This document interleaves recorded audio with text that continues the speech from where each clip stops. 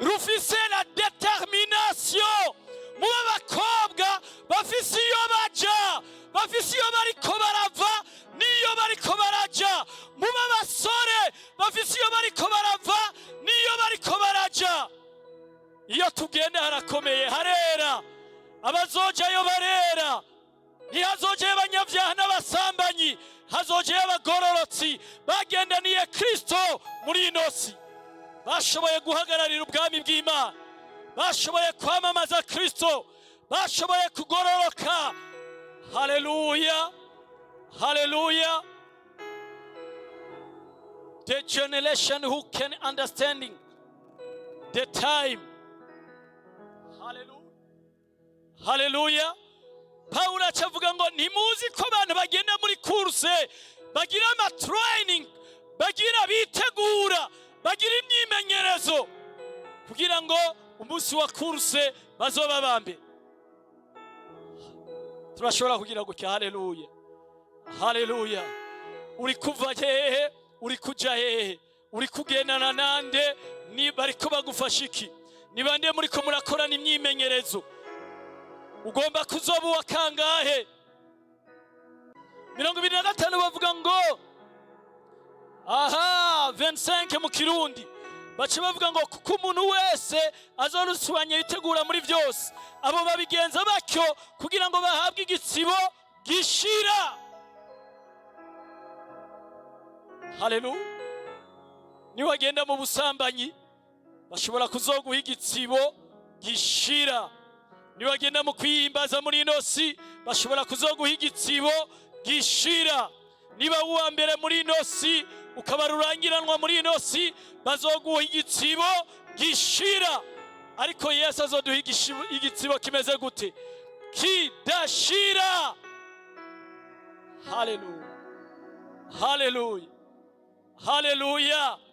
Nakunda ya majambo Yesu yavuze ngo mwebwe ntibizonera isoni kubita bene data. Haleluya.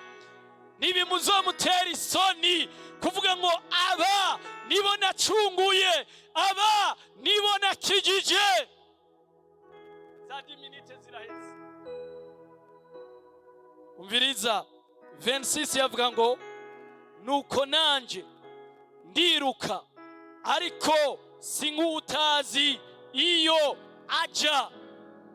Rebeka avuga ati moi aussi je cours, na jewe ndagira iyo sport ariko sindayigira nk'umuntu atazi iyo ariko araja.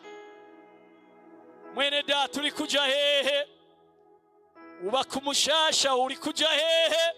Uba mwishatanya uri kuja hehe? Uba muri Yoba uri kuja hehe? Ubizege uri kuja hehe? Wiga hariya na hariya uri kuja hehe? Umugoroba ukomeye wino musi ndakubajije ikibazo, uri kuja hehe? Uri kujana nande? Heyerma urazi uri kuraja? Wewe uvuga ati nuko nanje ndiruka ariko sinkutazi yaja. Hari abajene benshi bariko bariruka muri iki gihe, they don't care, ntibazi iyo bariko baraja, ntibashaka kumenya iyo bariko baraja. Bajana na n'importe qui, baja n'importe où, baji iyo bagomba, bakora ivyo bagomba.